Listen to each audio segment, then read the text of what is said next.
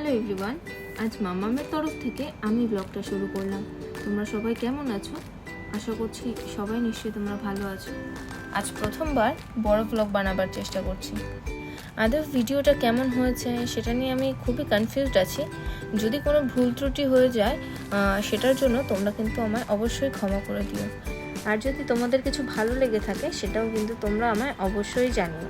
আজ সকাল সকাল বেরিয়ে পড়েছি আমাদের যাত্রার উদ্দেশ্যে। দেখি তো তোমরা গেস করতে পারো কি না আজ আমরা কোথায় যাচ্ছি। থাক আমিই বলে দিই আজ আমরা কোথায় এসেছি। আজ আমরা এসেছি কবিগুরুর প্রাণের জায়গা বোলপুর শান্তিনিকেতন। আমরা দুজনেই ক্যামেরার সামনে এতটাই শাই যে কীভাবে কথা বলবো বা কী বলবো সেটাই বুঝতে পারছিলাম না, তাই এক প্রকার বাধ্য হয়ে ভয়েস ওভারটা দিতে হলো। স্টেশন থেকে বেরিয়ে আমরা টোটো ধরে চলে গেলাম আমাদের হোমস্টের উদ্দেশ্যে। শান্তিনিকেতনে তো এমনি আসাই হয়, কিন্তু বর্ষার দিনে আসার জন্য এর প্রাকৃতিক সৌন্দর্য যেন আরও দ্বিগুণ হয়ে গেছে।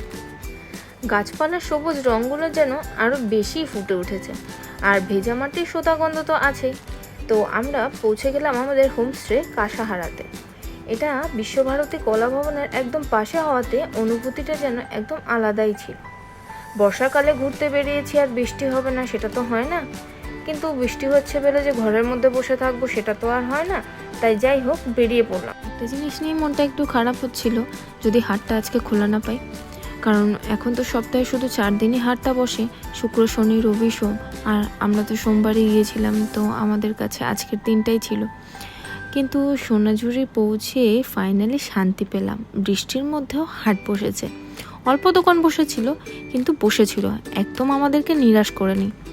হোটেল থেকে বেরোবার সময় লাঞ্চ তো আর আমাদের করা হয়নি, তাই সোনাঝুরি পৌঁছেই বড়বাবাজির দাবি তুলল আগে খাওয়া দাওয়া তারপর কেনাকাটি। তাই আমরা চলে গেলাম সোনাঝুরি হাটের একদম পাশে শকুন্তলা রেস্টুরেন্টে। চলো তোমাদের সাথে ওখানকার কিছু ভিডিও শেয়ার করি।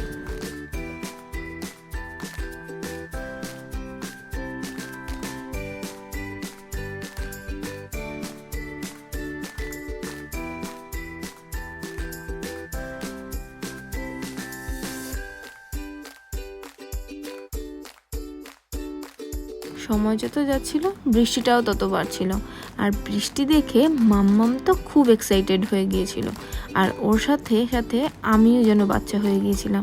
তাই খাবার অর্ডার করার আগে কিছুক্ষণ আমরা খেলে নিলাম।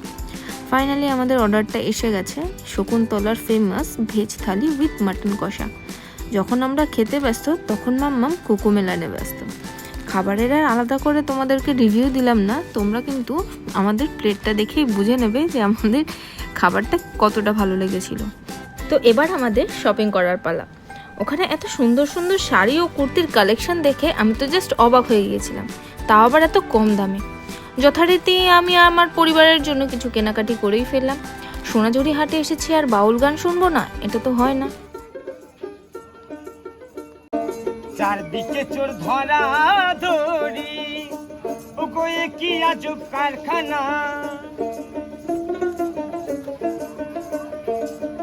আমি যা জিজ্ঞেসিব তুমি বলো না, চোরেরা চুরি করে সাধু দেখে পালাই দৌড়ে। তো যাই হোক আজকের ব্লগটা এখানেই শেষ করলাম। যদি তোমাদের কিছু ভালো লেগে থাকে তাহলে আমার ব্লগটা লাইক করে দিও, আর একটা কমেন্ট করো, আর আমার চ্যানেলটা সাবস্ক্রাইব করে দিও। টাটা।